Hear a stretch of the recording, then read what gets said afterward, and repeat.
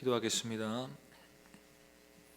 하나님 아버지, 오늘도 복된 날을 허락해 주시고 하나님께 가까이 나아갈 수 있도록 인도하시니 감사드립니다.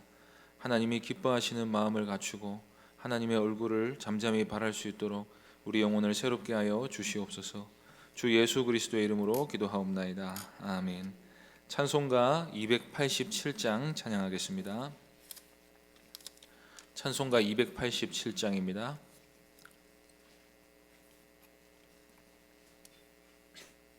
찬송가 287장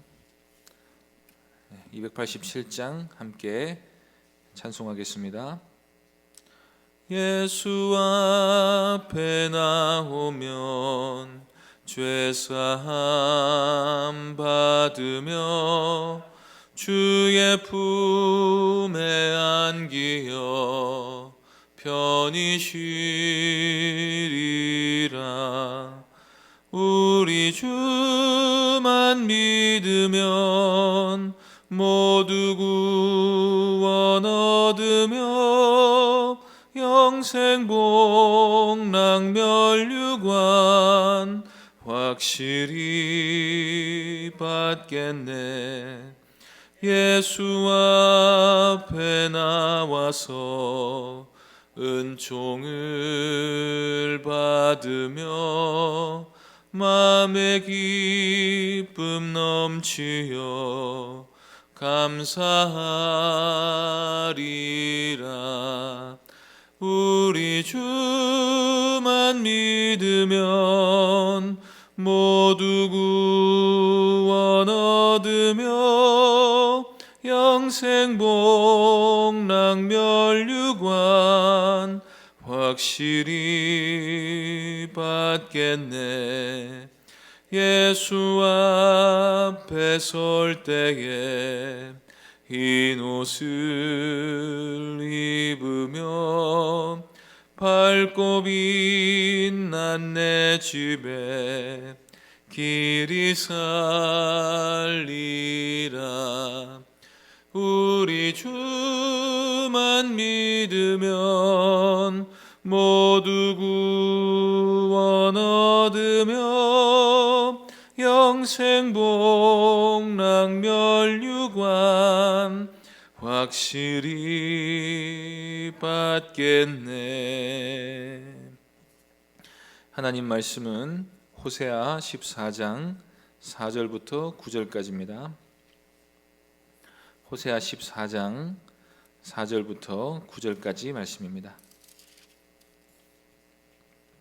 구약성경 1269쪽 호세아 14장 4절부터 9절까지 말씀 한 절씩 교독하겠습니다.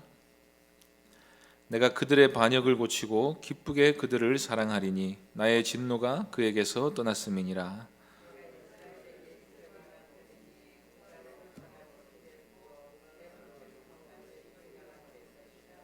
그의 가지는 퍼지며 그의 아름다움은 감람나무와 같고 그의 향기는 레바논 백향목 같으리니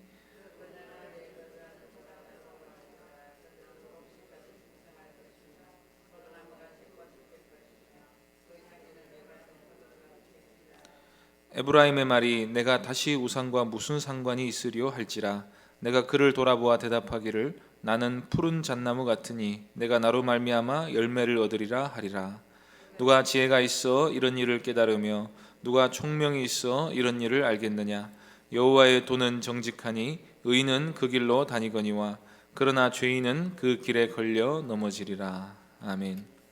이 시간 나의 진노가 떠났음이라는 제목으로 하나님 말씀 전하겠습니다. 호세아서는 이스라엘의 죄를 책망하는 내용으로 가득 차 있었습니다. 이스라엘의 주된 죄는 우상 숭배인데 하나님에게 있어서 우상 숭배는 본 남편을 버리고 음행을 저지른 죄였고 배은망덕한 죄였고 패륜죄요 반역죄와도 같았습니다. 하나님은 이 죄 때문에 진노하시고 이스라엘을 무수히 징계하셨습니다. 그런데 이스라엘은 죄악에서 돌이키기는커녕 자신이 왜 맞는지도 알지 못했습니다.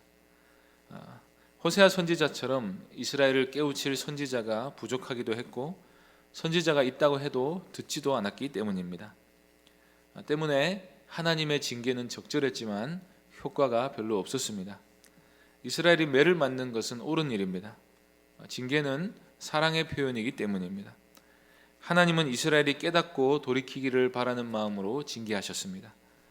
그런데 이스라엘은 매를 맞아 상처만 더할 뿐이지 참된 회개에 이르지는 못했습니다. 이스라엘이 징계의 효과를 누리지 못한 이유는 그들에게 하나님께 대한 믿음과 지식과 신뢰가 부족했기 때문입니다. 하나님이 죄에서 돌이켜 회개하라는 사인을 주시기 위해 어떤 사람을 암에 걸리게 했다고 우리가 생각해 보겠습니다. 그런데 이 사람은 하나님을 알지 못합니다. 이 병이 죄와 연관되어 있을 수 있다는 생각은 할 수 있습니다. 그래서 이 문제를 해결하기 위해서 절이나 점집을 찾아갑니다. 아니면 무당을 불러 살풀이를 합니다. 이처럼 회개는 징계 하나만으로 얻어낼 수 있는 일이 아닙니다. 회개하려는 사람이 자신이 하나님께 죄를 범했다는 사실을 깨달아야 합니다. 그러려면 하나님의 존재를 알아야 되고 하나님의 존재를 또 시인해야 합니다. 하나님이 창조주와 심판주가 되신다는 사실을 인정해야 됩니다. 그런데 그것만 가지고는 회개할 수 없습니다. 진정으로 회개하려면 그 하나님이 우리를 사랑하신다 하는 사실에 감화를 받아야 합니다. 그래야 하나님을 신뢰하고 자신의 죄에도 불구하고 자기 영혼을 하나님께 내맡겨 드릴 수 있는 것입니다. 그리고 죄가 무엇인지를 알아야 됩니다. 우상 숭배가 죄다 하는 사실을 성경을 읽지 않고서 누가 알 수가 있겠습니까? 그래서 징계가 효과가 있으려면 반드시 말씀 사역이 동반이 되어야 하는 것입니다. 그래서 호세아는 이때까지 우리가 하나님을 힘써 알아야 한다고 외쳤습니다. 그런데도 이스라엘은 하나님을 알 생각을 하지를 않습니다. 무엇이 문제입니까? 그들의 마음이 죄에 잠식되어 있는 것입니다. 이스라엘은 하나님을 알려주어도 알고 싶어하지 않습니다. 하나님을 버리고 싶어합니다. 하나님께 대한 지식이 아주 없었다고 말할 수는 없습니다. 그렇다기보다 고의로 하나님을 무시한 결과 하나님께 대한 지식이 날이 갈수록 빈곤해지는 것입니다. 매 주일마다 설교를 듣지만 자기 욕망을 버리지 못하는 사람은 결국 하나님을 모르거나 오해하게 되어 있습니다. 청소년들이 스마트폰의 노예가 되어서 인터넷이나 게임 중독에 빠져 있는 경우가 많습니다. 제가 이따금씩 중고등부 설교 때 스마트폰으로 죄짓지 말라는 이야기를 합니다. 이 말이 듣기가 좋을까요? 우리가 스마트폰만 쳐다보고 거기에 중독되어 있는 것을 하나님이 기뻐하지 않으신다 하는 사실을 말씀을 듣고 알게 되었습니다. 그래서 회개하고 은혜를 구하는 게 아니라 이걸 금지하는 하나님을 피해버립니다. 이처럼 이스라엘은 우상 숭배를 버리고 싶지 않았습니다.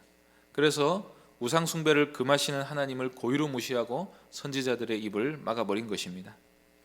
이런 죄된 상태, 우리 스스로 하나님을 피하고자 하는 이 죄의 노예가 된 상태에서 벗어나기 위해서는 전적인 은혜가 필요합니다. 그 누구도 자기 스스로의 힘으로 죄의 사슬을 끊어내버릴 수 없습니다. 그 이유는 죄인이 죄를 원하기 때문입니다. 죄를 좋아하고 사랑하기 때문에 이 죄에서 벗어날 수가 없습니다. 죄가 이끄는 대로 비참하게 살지언정 하나님의 은혜 속으로 들어가고 싶어 하지를 않습니다. 마늘과 파와 부추와 고기를 실컷 먹으면서 다시 애굽의 노예 생활로 되돌아가고 싶어 하지 하나님과 동행하면서 은혜를 맛보는 광야 생활을 원하지 않습니다. 죄인이 이처럼 어리석습니다. 맛있는 음식이 있는 노예 생활에는 죽음이 있습니다. 그런데 하나님과 동행하는 광야 생활에는 풍족한 삶이 있습니다. 이 사실을 깨닫고 싶어 하지 않는 마음이 죄인 속에 있기 때문에 하나님께 돌아가지 않는 것입니다. 그래서 하나님께서는 새로운 대안을 제시하십니다. 4절 말씀 보시겠습니다. 내가 그들의 반역을 고치고 기쁘게 그들을 사랑하리니 나의 진노가 그에게서 떠났음이니라. 하나님이 이스라엘을 기쁘게 사랑하실 날이 올 거라고 말씀하십니다. 기쁘게라는 말은 기꺼이라는 말입니다. 기꺼이 사랑하신다는 말입니다. 하나님이 이스라엘을 사랑하시는데 어떤 불편함도 없으시게 됩니다. 하나님이 이스라엘을 사랑하지 않으신 적은 없습니다. 그런데 사랑하기 때문에 이스라엘을 볼 때마다 속에서 불이 올라오고 매를 대실 때가 있었습니다. 그것도 사랑하는 것입니다. 그런데 너무나도 불편합니다. 차라리 사랑하는 마음이 없었으면 할 만큼 힘이 듭니다. 사랑을 하는 분도 사랑을 받는 대상도 너무나 힘이 들었습니다. 그런데 이제 하나님은 이스라엘을 기쁘게 사랑하신다고 합니다. 이스라엘을 향해 하나님이 원래 쏟아붓고 싶었던 사랑을 마음껏 하실 수 있게 되었습니다. 이스라엘에게 복을 주시는 하나님으로 나타나실 수 있게 됩니다. 어떻게 이런 일이 일어날 수 있습니까? 하나님이 그들의 반역을 고치신다고 말씀합니다. 여기서 하나님은 이스라엘의 죄를 질병으로 보고 계십니다. 사람은 죄라는 불치병에 걸렸습니다. 아무리 징계를 받아도 그 징계 때문에 하나님을 피하게 되는 골치 아픈 병에 걸렸습니다. 병이니까 치료를 해야 됩니다. 오늘날 우리가 중독의 문제를 개인의 의지의 문제로 취급하면서도 동시에 치료해야 되는 질병으로 취급하지 않습니까? 질병은 고침을 받기 전에는 스스로 해결할 수 없는 문제입니다. 이 죄라는 질병을 고치실 수 있는 분은 하나님밖에 없습니다. 육신의 병도 그렇지만 특히나 마음의 병은 하나님만이 고치실 수 있습니다. 예수님께서도 이 죄를 질병으로 보셨습니다. 누가복음 5장 31절 32절에서 예수님은 이렇게 말씀하십니다. 예수께서 대답하여 이르시되 건강한 자에게는 의사가 쓸데없고 병든 자에게라야 쓸데있나니 내가 의인을 부르러 온 것이 아니요 죄인을 불러 회개시키러 왔노라. 예수님은 자신을 가리켜서 죄를 고치는 의사라고 말씀하십니다. 어떻게 고치십니까? 죄인을 불러다가 회개를 시키십니다.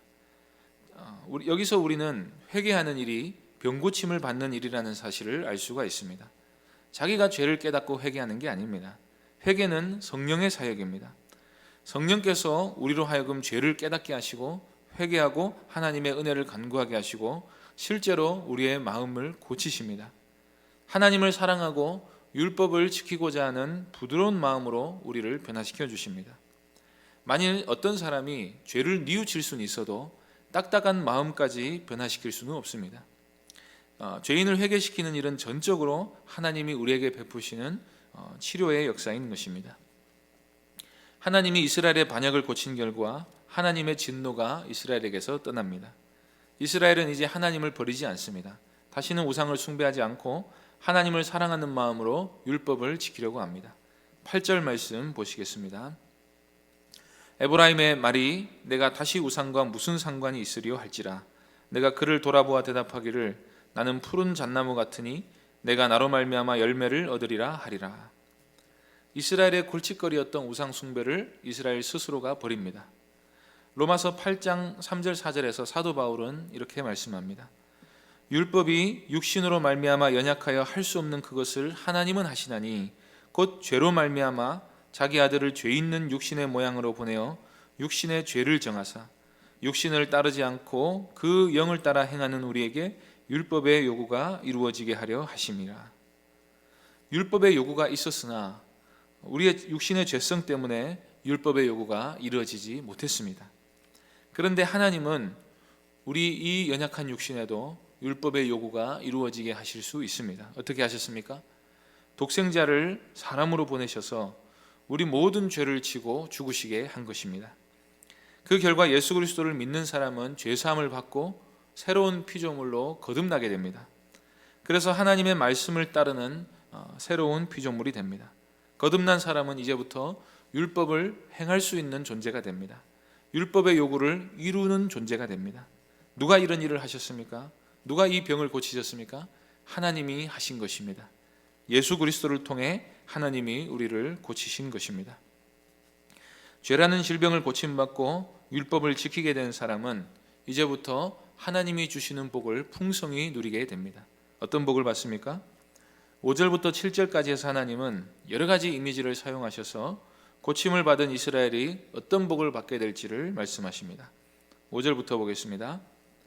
내가 이스라엘에게 이슬과 같으리니 그가 백합과 같이 피겠고 레바논 백향목 같이 뿌리가 박힐 것이라.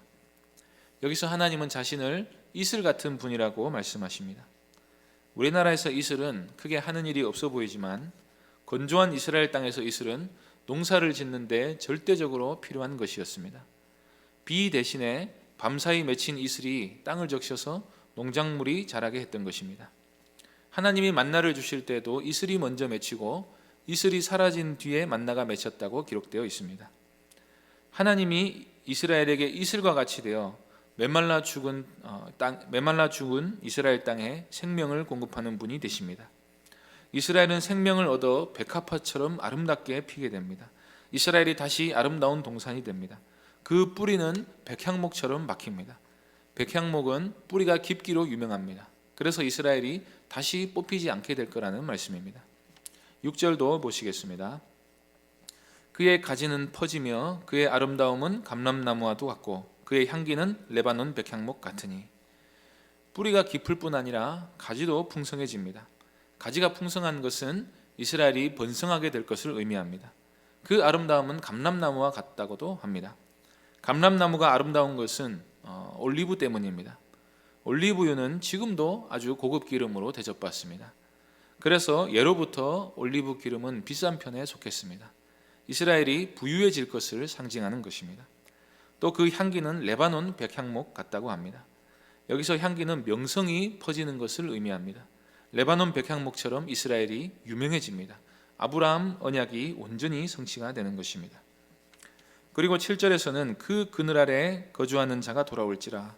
그들은 곡식같이 풍성할 것이며 포도나무같이 꽃이 필 것이며 그 향기는 레바논의 포도주같이 되리라고 말씀합니다. 풍성한 곡식, 포도나무에 핀 꽃, 또 레바논 포도주가 상징하는 것은 이스라엘이 풍요를 누리게 될 거라는 말씀입니다. 전에 이스라엘은 레바논으로부터 온 바알이 풍요를 준다고 믿었습니다. 그러나 이제는 하나님의 그늘 아래서만 풍요를 누린다는 사실을 깨닫습니다. 이스라엘이 죄악에서 떠난 결과 그들이 그토록 원했던 풍요를 비로소 누리게 됩니다. 하나님을 떠나서는 사람이 빈궁해질 수밖에 없습니다. 하나님만이 우리의 풍요가 되십니다. 회개하고 하나님께 돌아가는 자는 하나님께서 주시는 온갖 풍요를 받아 누리게 되는 것입니다. 그런데 안타깝게도 지금도 수많은 사람들이 하나님께 돌아가면 하나님이 풍성한 복을 주신다는 사실을 믿지 못합니다. 예수 믿고 살림살이가 나아졌는가? 여기에 많은 의문부호를 답니다. 그런데 참된 성도, 그리스도를 위해 고난도 감수하는 성도에게 예수 믿기 전으로 돌아가겠냐고 물어보면 아무도 그러겠다고 말하는 사람이 없습니다. 성도로서 당하는 고난이 차라리 더 좋다고 말합니다. 그 이유가 무엇입니까? 미래를 위해 오늘을 걸었기 때문입니까? 단지 천국만 바라보고 참는 것입니까? 그런 것이 아니죠. 지금 현재 하나님께로부터 받는 은혜와 복이 너무나 좋기 때문에, 지금이 좋기 때문에 옛날로 돌아갈 수 없다고 말하는 것입니다.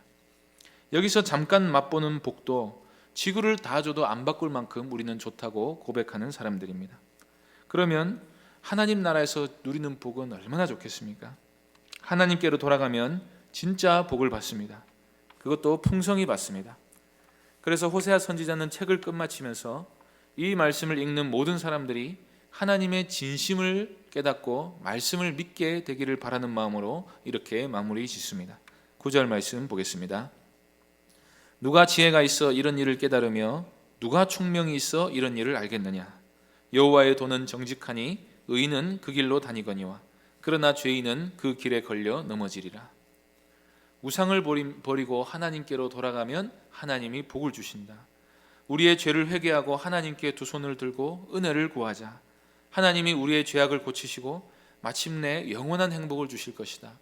호세아서 전체를 통해 던지신 이 메시지를, 이 사실을 누가 지혜가 있어서 깨닫고 알겠느냐고 묻습니다. 이 말씀이, 이 진리가 사실이라고 믿는 사람, 이 믿는 사람이 의인입니다. 의인은 말씀의 길로 다닙니다. 이 길이 진짜 복된 길인 줄로 믿습니다. 그러나 말씀을 거부하는 죄인은 그 길 때문에 넘어집니다. 말씀 때문에 오히려 넘어집니다. 우리가 진정으로 복된 길이 무엇인지를 깨달을 수 있기를 바랍니다. 눈앞에 보이는 게 다 좋은 것이 아닙니다. 하나님의 말씀을 따르는 진리의 길만이 복된 길인 줄로 믿습니다.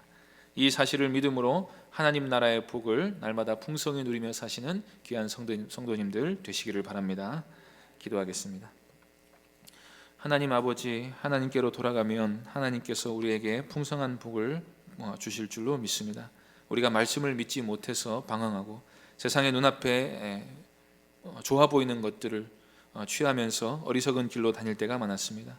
하나님, 우리의 죄악을 고치시고 하나님께로 날마다 우리의 삶을 돌이키시고 말씀을 온전히 따르는 거룩한 백성들로 우리를 변화시켜 주시옵소서.